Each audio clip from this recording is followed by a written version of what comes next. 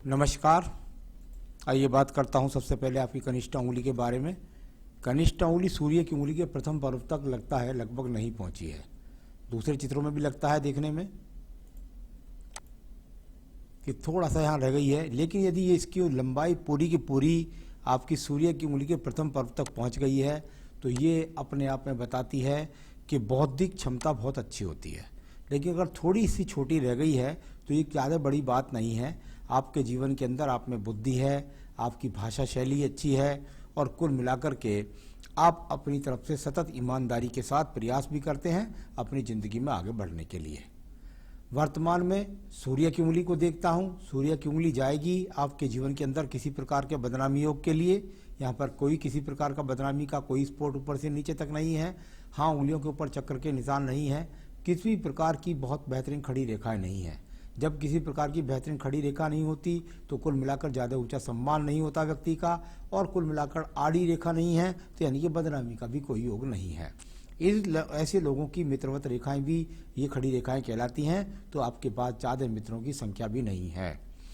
मैं बात करता हूं आपकी शनि की उंगली के बारे में।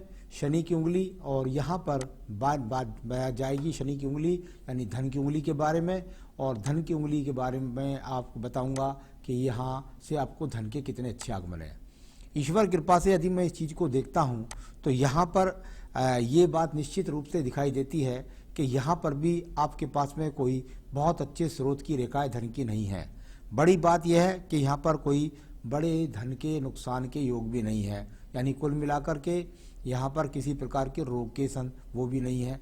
तो ये अपने आप में वो स्थिति है जो सामान्य लोगों के हाथों में बिल्कुल मिलती है। तो यहाँ अच्छे संकेत नहीं दिखा रही आपकी शनि की उंगली। अब बात करता हूँ आपकी बृहस्पति की उंगली के बारे में। बृहस्पति की उंगली आपके जीवन के अंतर्गत, मैंने हमेशा बोला एपिसोड्स के अंदर कि जब ये बीच में रेखा उंगली मिलने के बाद जब ये गैप रह जाते हैं तो पति पत्नी के संबंधों में टकराव की स्थिति रहती है। यहाँ पर कोई अगर आड़ी टेढ़ी रेखाएं और होती कटने वाली तो उनको कह देते कि भाई पत्नी से तलाक हो जाएगा, तो तलाक वाली तो यहाँ स्थिति नहीं।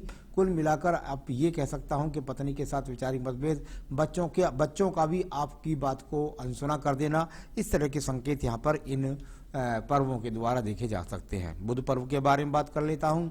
बुध का पर्व एकदम समसपाट होने के बाद कोई मजबूती के साथ कोई रेखा नहीं खड़ी है। कुल मिलाकर ये स्लाइड जैसी रेखा है, इससे व्यक्ति को ज़्यादा धन के आगमन नहीं मिलते। पर्वत सम है। अच्छी बात यह है कि बस भगवान की कृपा से किसी के आगे हाथ नहीं फैलाने पड़ेगा और आपके जीवन के अंतर्गत बस सामान्य रूप से आप धन कमा करके अपने जीवन की आवश्यकताओं को पूरी कर सकेंगे। तो यहाँ पर अच्छी खड़ी रेखाओं का होना अनिवार्य होता है। बात करता हूँ सूर्य पर्व के बारे में जो यश मान सम्मान के लिए माना जाता है। यहाँ सूर्य पर्व में, और इसमें बहुत थोड़ा सा करना पड़ेगा, ये रेखाएं तो आपके पास सूर्य रेखाएं, ये दो रेखा जो है, ये जो दो रेखाएं हैं ये सूर्य रेखाओं के रूप में है। यहाँ पर अगर इसकी बात करता हूँ तो यहाँ ये वो रेखा नहीं है जिनके द्वारा व्यक्ति के जीवन के अंदर राज्य सरकार से लाभ प्राप्त होता है। किसी प्रकार का राज्य सरकार से लाभ नहीं। किसी भी प्रकार से अगर मैं यहाँ देखूँ तो कोई ज़्यादा ऊंचे स्थान के पद न प्राप्त करना और सरकार से किसी प्रकार का विशेष लाभ न मिलना और साथ ही साथ राजनीतिक क्षेत्रों से लाभ न मिलना। आपके शनि पर्व पर जो रेखा है ये न शनि पर्व की हुई और ना ही ये रेखा हुई आपके यहाँ सूर्य पर्व की। मैंने हमेशा कहा कि यदि भाग्य रेखा भाग्य के पर्व के नीचे यानी शनि की उंगली के नीचे होती है तो उनको बोलते हैं भाग्य रेखा।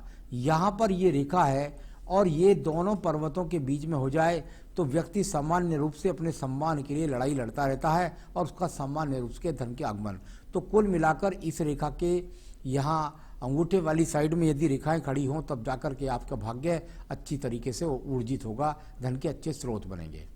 बृहस्पति का पर्व बिल्कुल सपाट दबा हुआ, यानी ये अपने आप में अच्छा संकेत नहीं। ऐसी सपाट पर्वत होने के बाद व्यक्ति को पत्नी का सुख नहीं मिलता, यानी पत्नी हो तो पत्नी सहयोग ना करे, संतान हो तो वो सहयोग ना करे। कुल मिलाकर आपके जीवन में अच्छा लग्जरियस जीवन ना हो, अच्छा मकान ना हो, अच्छा घर बार ना हो, ऐसी स्थितियों को दिखलाने वाला ये सूखा बृहस्पति पर्व है। हृदय रेखा के बारे में बात करता हूँ। यहाँ हृदय रेखा इधर से देखते हैं और जा करके ये सिंपल सीधी सी बनकर रह जाती है। इसके अंदर सबसे अच्छी बात यह है, दूसरे पर्वतों में भी देखता हूँ, तो अच्छी बात यह है कि यहाँ ये थोड़ा सा अलगाव होकर चलती है। तो अलगाव होकर चलती है तो क्या होता है कि पति पत्नी कभी कभी विवाह रेखा नहीं होती हैं, तो इन रेखाओं का विवाह रेखा से संबंध बोला जाता है। यानी कभी किसी के हाथ के अंदर अगर बुद्धि रेखा नहीं होगी तो हृदय रेखा उसका फल बोलेगी। तो यहाँ विवाह रेखा का इस तरीके से अलगाव होकर के चलना व्यक्ति के जीवन के अंदर विवाह भी जल्दी करा सकता है। साथ ही साथ यहाँ पर पत्नी अलग आप अलग, उन दोनों के विचार विमर्श अलग, कुल मिलाकर के मन से आप शांत हैं, किसी की बुराई नहीं करते हैं, किसी के काम आप नहीं आते, कोई आपके काम नहीं आता है। अब बात करता हूं यहाँ पर मैं निम्न मंगल पर्व के बारे में। निम्न मंगल पर्वत पर जो रेखाएं हैं वो अच्छी रेखा नहीं, यानी इस प्रकार की रेखाओं को मैं कर्म रेखा में बहुत मजबूती नहीं देता। ये वो रेखाएं हैं अपने आप में जो निम्न मंगल पर्व सारा का सारा बीच में खाली पड़ा है। वो निम्न मंगल जब खाली पड़ा हुआ होता है तो व्यक्ति का साहस ज़्यादा मजबूत नहीं होता। तो इस प्रकार से यहाँ आपका साहस ज़्यादा मजबूत नहीं है, तो उसको मजबूत करने के लिए आपको पूजा पाठ प्रयास करने होंगे। अब बात करता हूँ मैं आपकी यहाँ पर बुद्धि रेखा के बारे में। बुद्धि रेखा और यहाँ पर शुरू में काफ़ी आड़ी तिरछी रेखाओं से चली है, आपने जीवन में काफ़ी परेशानी देखी है, उसके बाद भी बुद्धि रेखा आपकी लहरदार होकर के हो गई है। बाद में चढ़ी है हल्की सी लहरदार होकर के बुद्धि रेखा ऊपर नीचे उठ कर के चलती है। मन के अंदर बहुत बेचैनी है, बुद्धि से सही डिसीजन नहीं ले पाते हैं, मन परेशान रहता है, बुद्धि परेशान रहती है। यहाँ पर बात करता हूँ द्वितीय मंगल पर्व के बारे में, जो झगड़े झंझट मुकदमों के लिए जाना जाता है। ईश्वर कृपा से यहाँ पर कोई भी किसी प्रकार का झगड़े का झंझट का मुकदमे का योग यहाँ पर दिखलाई नहीं पड़ता है, यानी आप पर कोई किसी प्रकार का मुकदमा नहीं करेगा, और करेगा तो वो आपसे कुल मिलाकर खुद ही वापस ले सकता है। यहाँ पर चंद्र पर्वत के बारे में बात कर लेते हैं। चंद्र पर्वत को यदि मैं देखता हूँ तो कुल मिलाकर के चंद्र पर्वत पर एक ब्लैक स्पॉट आपके यहाँ पर ये अच्छा संकेत नहीं। साथ ही साथ ये शंकु जैसा चिन्ह जब यहाँ बन जाता है तो ये मानसिक टेंशन्स को बढ़ाता है, आप मानसिक डिप्रेशंस को बढ़ाता है। ये रेखा शुक्र पर्वत से निकलकर चंद्र पर्वत यानी मन के अंदर संसाधनों के लिए व्यक्ति संघर्ष करता है कि मेरे शुक्र पर्व कैसे हो, मेरा अच्छा मकान कैसा हो, मुझे जीवन का सुख कैसे प्राप्त हो, पत्नी का सुख कैसे प्राप्त हो, उनके लिए संघर्ष लगा रहता है। यहाँ पर बात करता हूँ अगर मैं व्यापारिक रेखाओं के रूप में, तो कोई व्यापारिक रेखा कोई बहुत मजबूती के साथ नहीं है। एक रेखा यहाँ पर है जो व्यापार कराए नौकरी कराए तो आपको समानांतर रूप से एक ही जगह पर आपका काम चलता रहेगा और वहाँ आप अपना कार्य करते रहेंगे। इसके बाद बात करते हैं हम आपके शुक्र पर्व के बारे में। शुक्र पर्व संसाधनों का पर्व होता है और संसाधनों का पर्व भी यहाँ पर एक सूखाग्रस्त क्षेत्र की तरह से है, यानी कि इसके अंदर ऊर्जा होनी चाहिए, ये उठा हुआ होना चाहिए। पर्वत जब ये उठा हुआ ज़्यादा नहीं होता है तो व्यक्ति के जीवन के अंतर्गत ऐसा ये पर्वत व्यक्ति के पास संसाधन भी सामान्य रूप से रखता है। आपके हाथ के अंदर एक मंगल रेखा है, उसमें अच्छी बात यह है कि वो बीच में से टूटी हुई है। ये मंगल रेखा अगर ऊपर से लेकर नीचे वाली रेखा से मिल जाती, जो नीचे वाली मंगल रेखा है, तो ये बहुत टिपिकल है। अगर ये बीच में मिल गई इस तरीके से तो ये बहुत खराब हो जाएगा। यानी कि कुल मिलाकर यदि इस तरह से यहाँ मिल गई तो आपके जीवन के 74 वर्ष तक आपसे संघर्ष ही कराती रहेगी।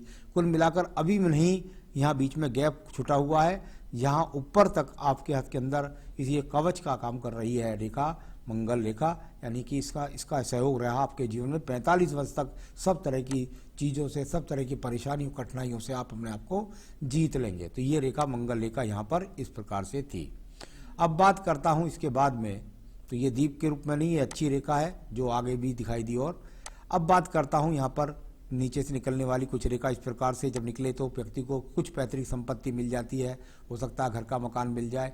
उसके बाद ये भाग्य रेखा यहाँ जाकर के आपके जीवन में, और फिर एक साइड में आपको सपोर्टिंग रेखा, यानी कुल मिलाकर ये तो निश्चित बात है कि आपके जीवन के अंदर अगर आप कार्य परिवर्तन की बात करते हैं तो कार्य परिवर्तन से भी कोई विशेष रूप से आपको लाभ नहीं मिल पाएगा।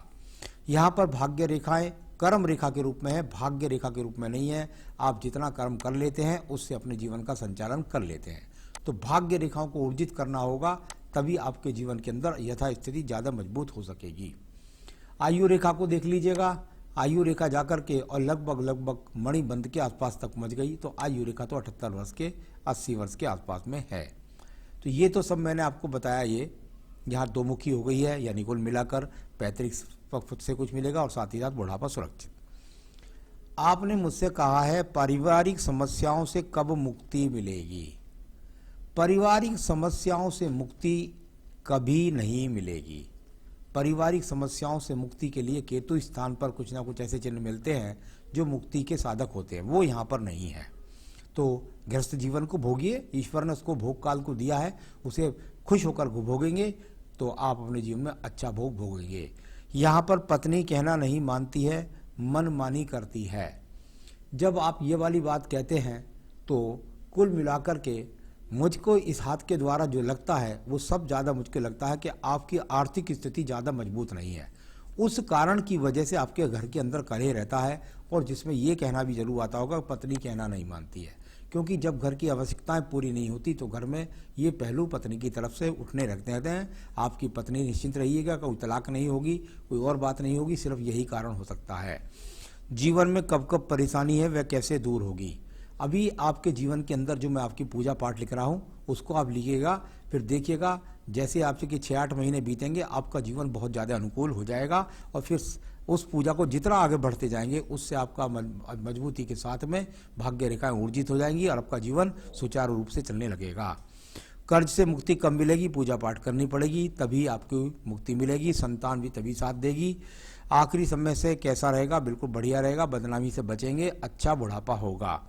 पैसा कैसा रहेगा जीवन में? संपत्ति का भी बताएं। देखिए अभी सिर्फ कर्म रेखा यहाँ साथ दे रही हैं, संपत्ति कोई विशेष रूप से यहाँ दिखाई नहीं पड़ती, भवन बनने के यहाँ पर कोई योग दिखाई नहीं पड़ते, तो अभी पूजा पाठ का आपको सहारा लेना ही पड़ेगा।